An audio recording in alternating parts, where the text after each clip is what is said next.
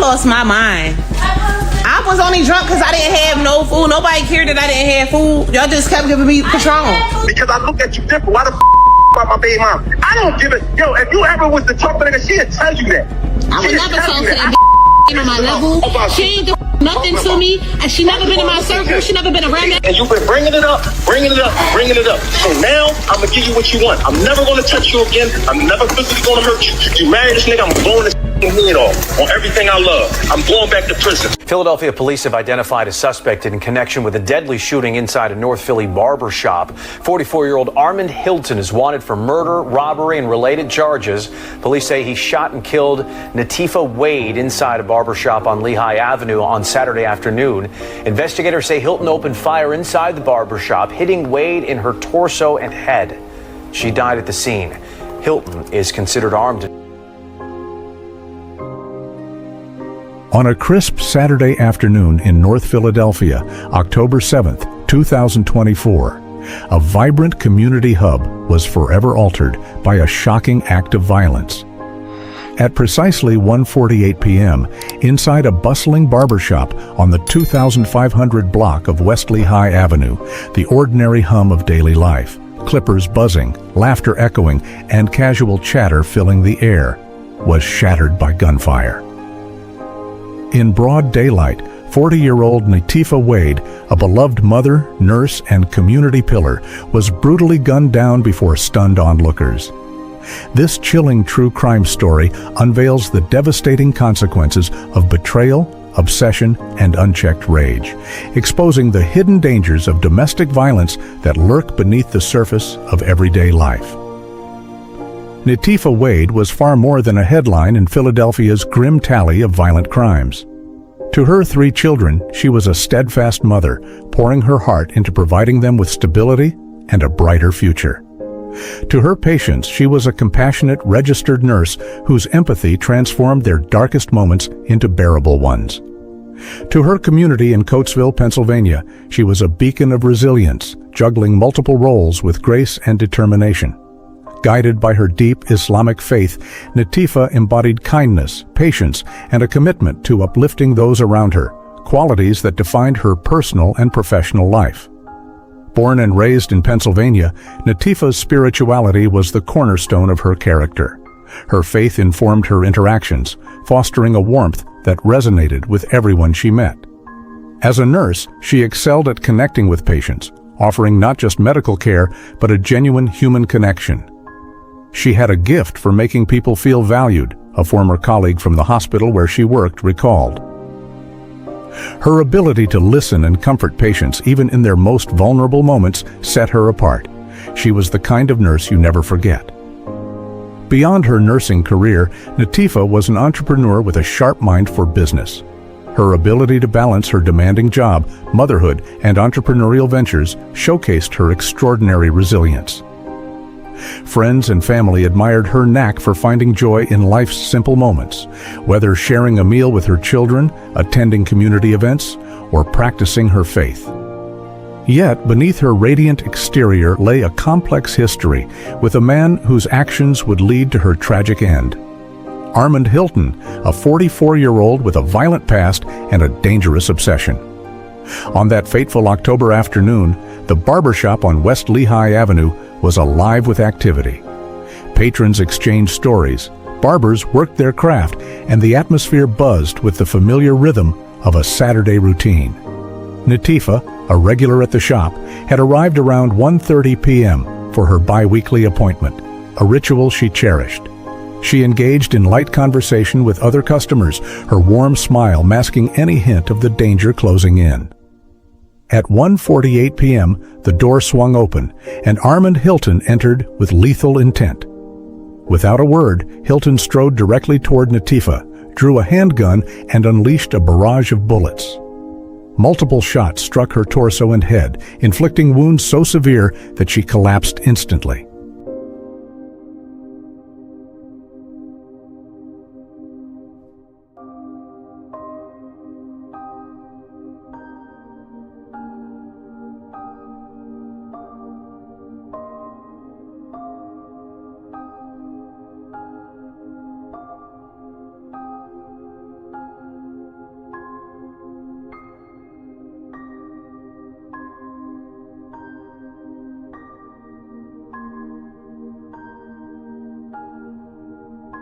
the barbershop descended into pandemonium. Patrons scrambled for cover, screams pierced the air, and the once welcoming space became a scene of horror. It was over in seconds, but it felt like forever, one anonymous witness later told police. One moment, everything was normal. Next, there was blood and chaos. Nobody could believe it happened in broad daylight with so many people around.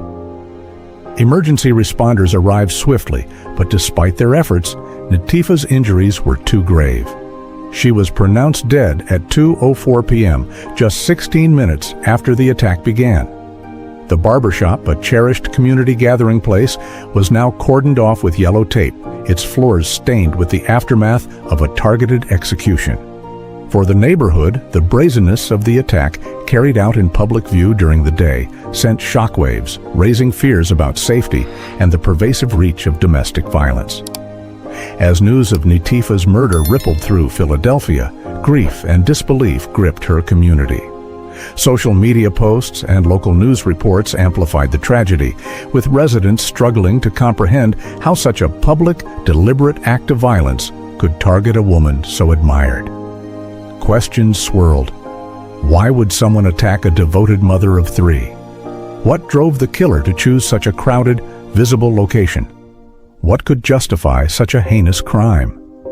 That evening, Philadelphia Police Department officials held a press conference, revealing a chilling detail. The suspect was Armond Hilton, a man with a documented history of violence and a complex, troubled connection to Nitiffa.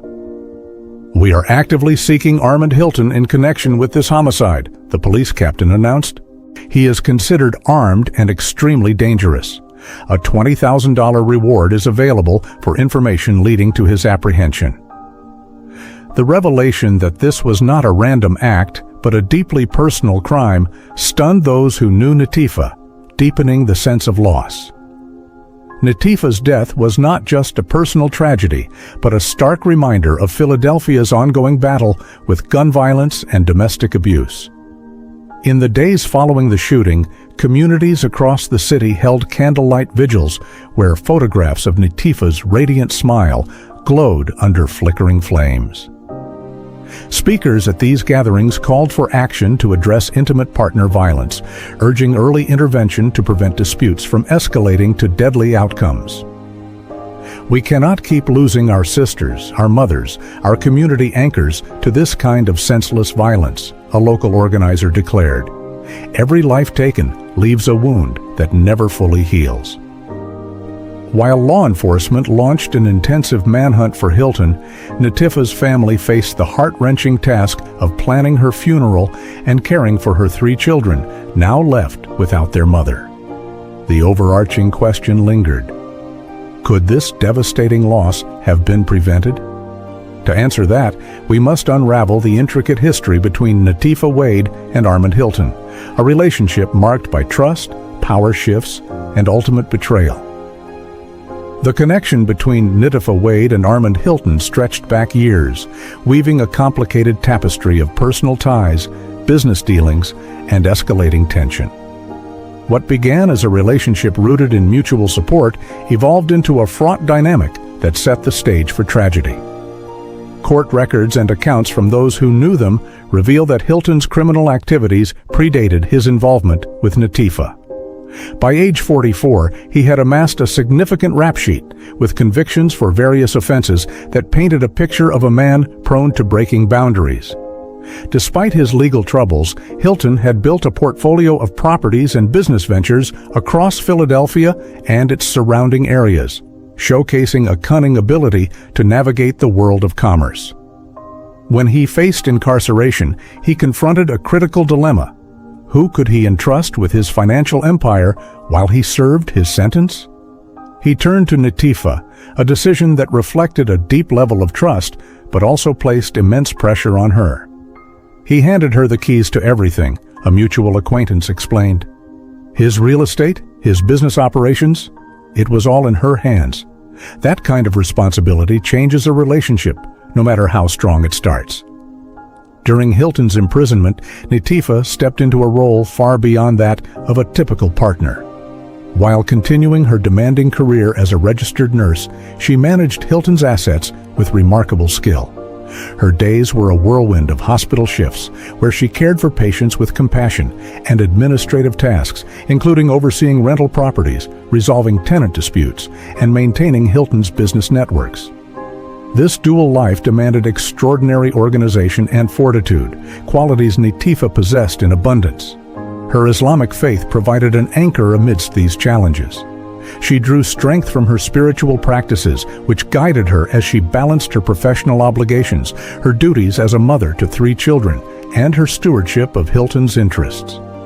Few of her hospital colleagues were aware of the extent of her responsibilities outside work, a testament to her ability to compartmentalize and excel in both spheres. Over time, Nitiffa's role evolved from caretaker to decision-maker, granting her significant authority over financial matters that had once been Hilton's alone. This shift marked a profound change in their dynamic, one that would have unforeseen consequences. As years passed, Nitiffa's experience managing Hilton's affairs sparked a transformation in her outlook. She gained financial independence and a keen understanding of business opportunities, empowering her to envision a future of her own design. In a pivotal move, she decided to sell some of Hilton's properties. Whether driven by financial necessity, strategic planning, or a desire to chart a new path, this decision altered the landscape of their relationship. Concurrently, Nitiffa embraced a personal milestone. She planned to remarry, a step that signaled her intent to move forward without Hilton's influence. What Nitiffa could not fully predict was how Hilton would react to these changes. His release from prison brought him face to face with a reality he hadn't anticipated. His assets had been reshaped, and the woman he had relied on was forging a life independent of him. Hilton's history offered troubling clues about his response to perceived slights. Court records documented prior incidents of aggression, revealing a man who struggled to manage anger and accept rejection. During his incarceration, their arrangement had operated under clear roles, Nitiffa as the steward, Hilton as the absent owner. But his return upended this balance. Hilton expected to reclaim not only his freedom, but also his dominance over his financial holdings and his influence in Nitiffa's life. Her decisions to sell properties and plan a new marriage struck him as a profound betrayal, intertwining financial disputes with personal resentment.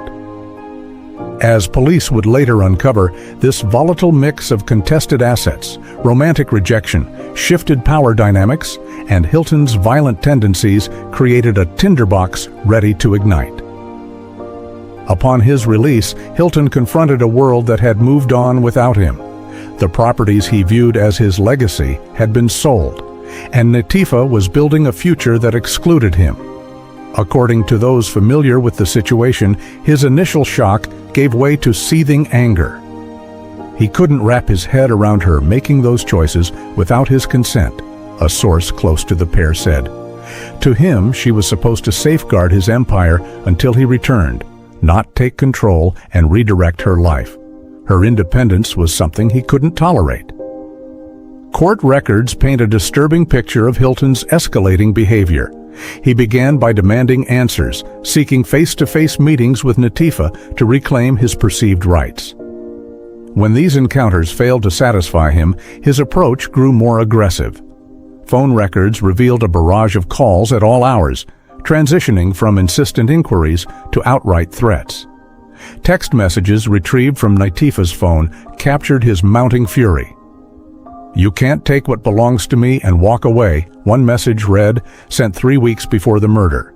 Another, sent mere days before the attack, warned, "You'll pay for this choice." Nitiffa shared these menacing communications with friends and family, voicing increasing unease about Hilton's intentions. A colleague at the hospital noticed her growing vigilance, recalling how she frequently scanned her surroundings when leaving work. Nitiffa confided in several people about considering a restraining order, but hesitated, fearing it might inflame Hilton further. She didn't want to make things worse, her colleague said. She thought if she gave him space to calm down, he might eventually let go. She was trying to navigate it with care. In the week leading up to October 7th, Hilton's behavior took a darker turn. Witnesses reported spotting his vehicle lingering outside Nitiffa's workplace multiple times. Security footage from her neighborhood captured him driving by her home repeatedly, suggesting he was methodically tracking her movements. These actions pointed to a man consumed by obsession, gathering intelligence for a sinister plan. Yet, Nitiffa pressed on with her routine, working her hospital shifts, tending to her children, and keeping her regular appointments. Her calendar, recovered after her death, showed the barbershop visit as a recurring Saturday commitment, a small but meaningful part of her life. October 7th began like any other Saturday for Nitiffa. She dropped her youngest child off for a playdate, ran errands at a bank and grocery store, and carried on with the quiet efficiency that defined her. Receipts found in her purse later confirmed her movements. At around 1:30 p.m., surveillance cameras across the street from the barbershop captured her arrival at the West Lehigh Avenue establishment, a neighborhood staple known for its lively weekend vibe. Inside, at least 8 customers and 3 barbers filled the space with conversation and music, creating a warm, familiar atmosphere. Nitiffa had been in the shop for about 18 minutes, chatting casually with others while awaiting her turn. Witnesses later told police she appeared relaxed, unaware of the imminent threat. At 1:48 p.m., Hilton burst through the door, his demeanor cold and resolute. Multiple accounts describe him moving with unnerving purpose, ignoring everyone else as he zeroed in on Nitiffa. Without hesitation, he drew a 9mm semi-automatic pistol and fired at close range, striking her repeatedly in the torso and head. The medical examiner's report later detailed the devastating injuries. Multiple gunshot wounds, with the final shots aimed at her head, indicating a deliberate, execution-style attack. The barbershop erupted into chaos. Customers dove behind counters or fled through exits, their screams mingling with the deafening echoes of gunfire. One barber attempted to intervene, but retreated when Hilton brandished the weapon in his direction. The entire assault lasted less than 30 seconds, but its impact was eternal. Hilton fled the scene, leaving Nitiffa lifeless on the floor.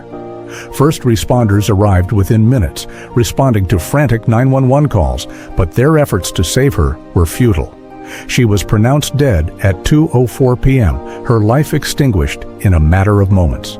The barbershop, once a symbol of community connection, became a crime scene, its walls bearing witness to an act of calculated violence.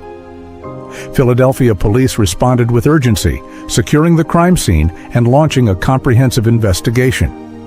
Detectives interviewed witnesses, whose accounts painted a vivid picture of the attack's brutality. A barber near the front window recalled, "He stormed in like he had a mission. No pause, no glance around, just straight to her." Another patron seated near Nitiffa said, "There was no warning, no argument. He shot her as soon as he saw her and kept shooting as she fell." A third witness noted Hilton's chilling composure, describing how he locked eyes with others in the shop after the shooting, as if daring them to act before exiting. Forensic technicians meticulously documented the scene, collecting bullet casings and analyzing blood spatter patterns. The 9mm pistol used in the attack violated Pennsylvania's Uniform Firearms Act, as Hilton's criminal history barred him from possessing weapons. Surveillance footage from nearby businesses captured his arrival and escape, providing critical evidence.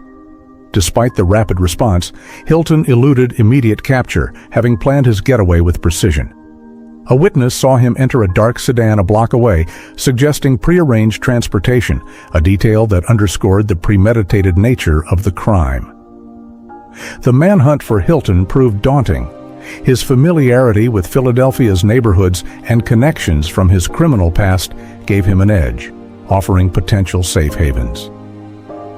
Investigators noted that his prison experience had honed his ability to evade detection.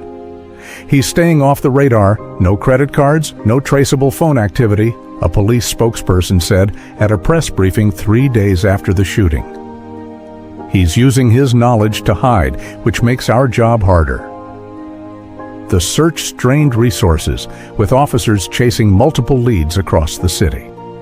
To spur public cooperation, authorities offered a $20,000 reward for information leading to Hilton's arrest. Digital billboards and local news broadcasts displayed his image, urging residents to come forward. Community responses were mixed. Some provided tips about possible sightings, while others hesitated, fearing retaliation. Hilton's demonstrated capacity for violence loomed large, silencing potential witnesses. Community groups and religious leaders, including imams from Nitiffa's Muslim community, held meetings to encourage collaboration with police, emphasizing the need for justice and safety. Weeks passed without Hilton's capture, transforming the case into a prolonged investigation that tested the resilience of law enforcement and the community. Yet the pursuit remained active, with detectives vowing to follow every lead until Hilton faced accountability. Nitiffa Wade's murder lays bare critical flaws in the systems designed to protect individuals from domestic violence. Despite clear warning signs, Hilton's threatening texts, reported to friends, and his stalking behavior, these red flags failed to prompt intervention. This gap highlights a systemic weakness. Protective measures often require concrete evidence of violence before action is taken, leaving victims vulnerable during escalating conflicts. "We miss chances to step in," a domestic violence advocate involved in the case said. "When someone with a violent history makes threats, that should trigger immediate, multi-agency action. Waiting for an attack to act is a recipe for tragedy." Experts reviewing the case pointed to the need for a coordinated approach, integrating law enforcement, social services, and mental health professionals to create safety nets for at-risk individuals. Measures like temporary protective orders, mandatory monitoring of high-risk individuals, or emergency housing could have disrupted Hilton's path to violence. The fact that Hilton, a prohibited possessor, obtained a firearm underscores a glaring failure in gun control enforcement. "Every time someone with a violent record gets a gun, the system has failed," a firearms policy expert said. "We need stronger background checks, closed loopholes in private sales, and harsher penalties for illegal purchases to prevent these outcomes." The tragedy's ripple effects are profound. Nitiffa's children face a future without their mother, grappling with emotional and practical challenges. Community support has provided counseling and financial aid, but these cannot replace her presence. Her nursing colleagues established a scholarship in her name, ensuring her legacy of care endures. The hospital tightened security, recognizing the risks faced by healthcare workers. In Coatesville, the Islamic community held memorial services, using Nitiffa's story to advocate for early intervention in threatening relationships. Experts identified key strategies that could have altered Nitiffa's fate. Enhanced risk assessment tools could flag high-risk scenarios, such as threats from individuals with violent histories, prompting swift action. Improved communication between agencies, police, social services, and community groups could ensure critical information, like Nitiffa's reports of Hilton's threats, triggers comprehensive safety plans. Public education campaigns could equip bystanders to recognize and report concerning behaviors, as many knew of Hilton's actions but lacked the tools to act. Monitoring high-risk individuals during transitional periods, like post-incarceration, could provide oversight when they are most volatile. As of the latest updates, Armond Hilton remains a fugitive, despite exhaustive efforts to apprehend him. Philadelphia police continue their investigation, following leads and maintaining the $20,000 reward. "We won't let this case fade," the lead detective said recently. "Justice may be delayed, but we're committed to holding Hilton accountable. We need the public's help to make that happen." Nitiffa's story has sparked policy discussions, with community forums addressing protection gaps and city officials proposing increased funding for violence prevention. The Philadelphia Commission on Women is forming a task force to improve responses to domestic threats, citing Nitiffa's case as a call to action. Nitiffa Wade's legacy endures through the lives she touched and the changes her story inspires. Her children, family, and community carry forward her spirit of compassion and resilience. Her death is a sobering reminder of the consequences of inadequate protective systems, but also a catalyst for reform. By advocating for stronger interventions, better gun control, and community awareness, we can honor her memory and work toward a future where such tragedies are rare. If Nitiffa Wade's story has moved you, take action today. Like and subscribe to support our ongoing coverage of critical issues like domestic violence. Share this story to raise awareness about warning signs that could save lives. Support local organizations dedicated to preventing violence. One report, one donation, or one conversation could make a difference. Together, we can ensure Nitiffa's legacy drives meaningful change, creating a safer world for all.